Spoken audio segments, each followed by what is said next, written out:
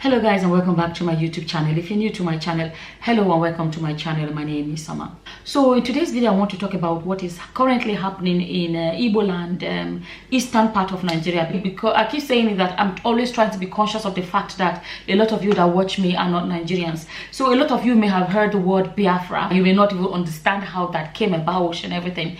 I'm going to explain it briefly, and then I'm going to tell you guys, I'm going to talk about what's actually currently going on. Okay, so a lot of you may not know, Nigeria was never a country, if that makes sense, right?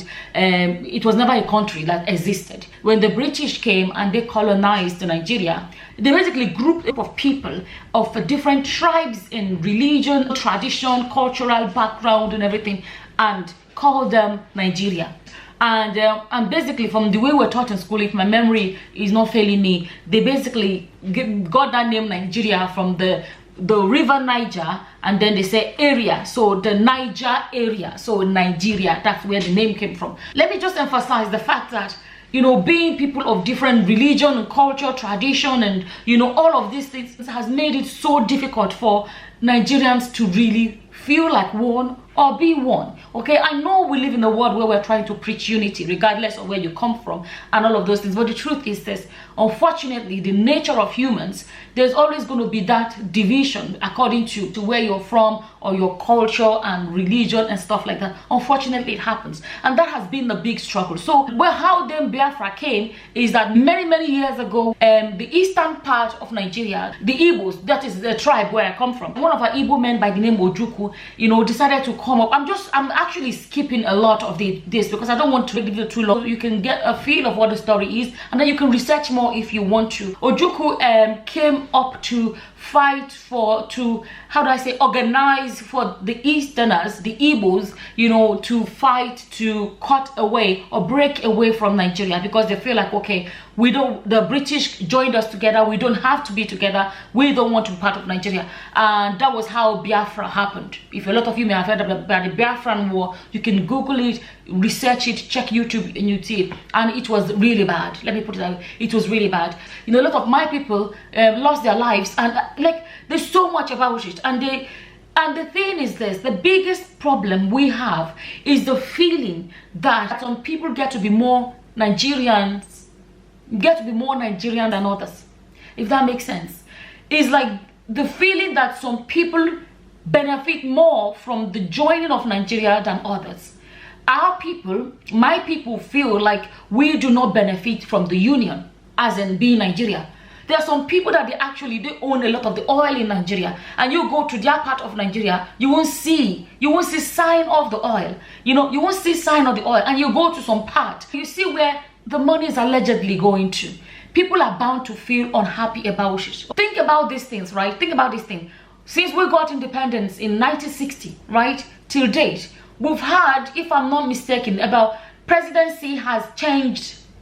Presidency has changed about 16 times. Okay, just listen to this. Has changed about 16 times. Okay, the Northerners, right, have been in that position of the presidency. They have been in that position.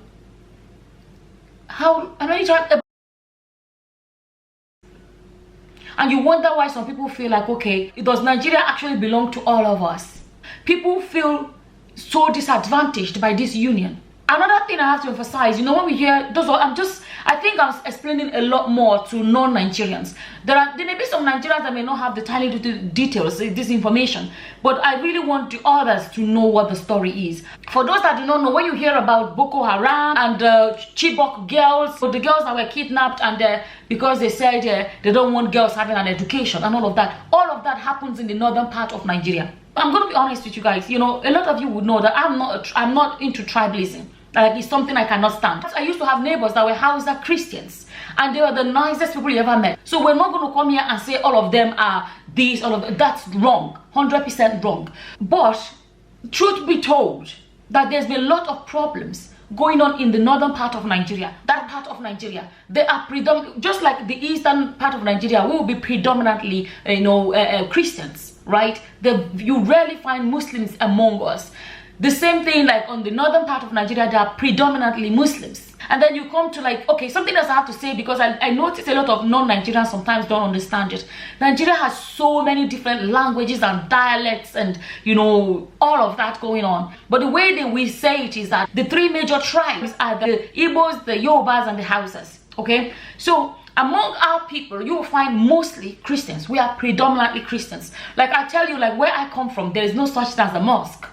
That is how Christian our people would be, because from what we understand, when Christianity came, it came from our side of the country, and when Islam came, it came from the northern part of the country, which is the Hausas, and you know, so they are predominantly Muslims. And then the Yorubas, you find, I don't know if I can actually say, maybe they are 50-50 Christians and Muslims. So they are a tribe where you will find Christians and Muslims in one household. So I'm just trying to just give a bit of, so people understand what the struggle is, what the story is, what all of these things is about, or why, you know, what the differences are. So that, I think I've given a rough idea of what we are, or what Nigeria is made up of. What is currently going on is my people never succeeded in breaking away, but till date there are still some Igbos that still want us to break away and go be a country on our own. Now there are a lot of Igbos that have started agitating. They want our people to come back into the fight, let me put it that way, or the struggle, or the demand, or whatever you want to call it,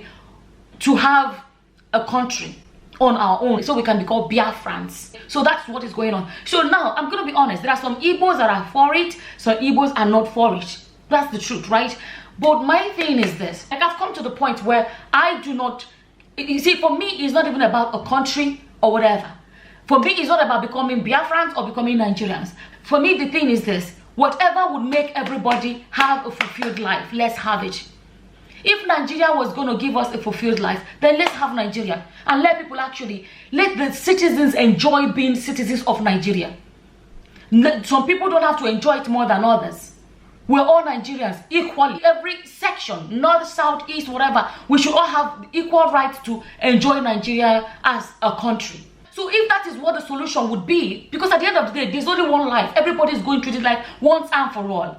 Okay? So if being Nigeria will deprive some people from having a good life, then maybe we should not be Nigerians. I don't know if you get my point. And if Biafra is what it would take for everybody to actually go their separate ways and have a life, then so be it. If splitting Nigeria will help every section to actually begin to enjoy their countries, because now we have Yorubas are trying to agitate for their own too. You know, there are some Yorubas that say they want their own Oduduwa, you know, nation as well. So that's another side. But if splitting Nigeria into 3 or into 10, into 20, will make sure that everybody will actually have enjoyed their lives, enjoy their existence, so be it. That's my stand.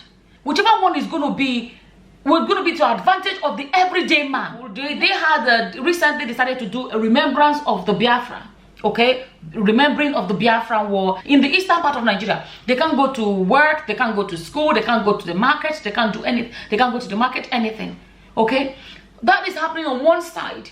There is this new one as well, where they said they don't allow gathering of people because they don't want people to discuss and plan Biafra, okay. For that reason, recently there's a video going around of people being arrested from allegedly that was a church.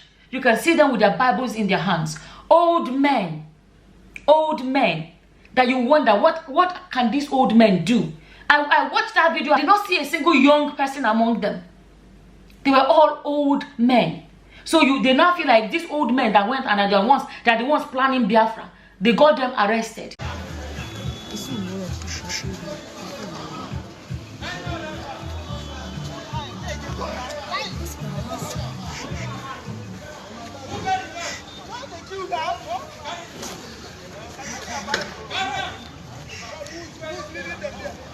What are they going to do with all these old men? Eh? Why are they arresting them?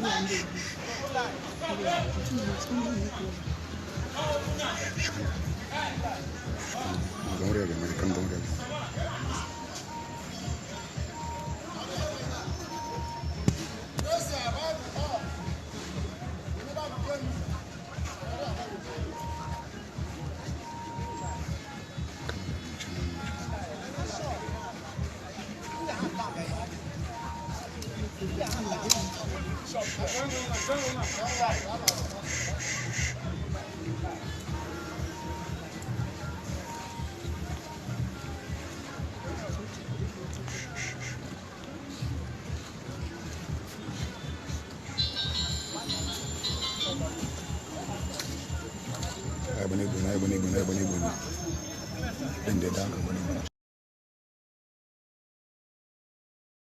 Do you know something else I wanted to emphasize? Because that's one thing I've said before. You know, we're talking about our people want to break away and everything. Sometimes I wonder, because you see, I'm not very politically minded. Like, I don't understand politics that much. I'm not going to come here and pretend. And I've not lived in Nigeria for almost 20 years now. So there's so much I do not understand about politics. And I've always said it, right? I'm looking at what is going on and I'm saying, in these states, because people that understand this, can you please explain to us in the comment section, you know, people in these states, our governors, the way Nigeria works for the non-Nigerians is that each state is governed by people from those states. So the eastern part of Nigeria, which is the Igbo side of Nigeria, every other part is the same thing. Our governors will be Igbos, okay? And that is supposed to ensure that the governors look after their own people, because it becomes your people that you're looking after as a governor. Now, when these people are getting arrested in the eastern states, for example, that video we saw, I'm wondering who sent those people to arrest these men? Who is giving the police the orders that, you know, people should not gather? Is the governor of the state not an Igbo man like every other Igbo? Because that's what I don't understand. So does it mean the governors of these states are against Biafra? Are you understanding? This is me speaking as a layman. Now those who understand can go. So does it not mean that the idea of Biafra is being hampered or is being fought against by governors of the states? I was thinking about it, and that was the first thing that came to my mind. So I saw this video recently of this old man being walked out of a church, and I thought to myself, what is really going on? I just wanted to come and shed a bit of light to what the story is, so that when you see these things going on on social media, you know, and at least you know what the struggle is, what the story is, and why this is going on. Like I already said, my thing is, at the end of the day, what will make life bearable for the ordinary man? If it would take splitting the country for people to actually enjoy their countries, so be it. So be it. Because you see, you look at Nigeria, you're looking for, when will it get better? Do you know it's not getting any better? Because the situation of the country gets worse every single day. And that is why everybody is fed up. People are fed up. That is what is going on. Because if Nigeria was working, I do not think people will be agitating to go their separate ways. People want to go their separate ways because they feel like it's not working. It's not working. That's how personally I feel at this moment. As always, whatever your opinions are, feel free to leave them in the comment section below. And with that, I'm going to say thank you for watching. Until the next time, guys. Bye-bye. Bye.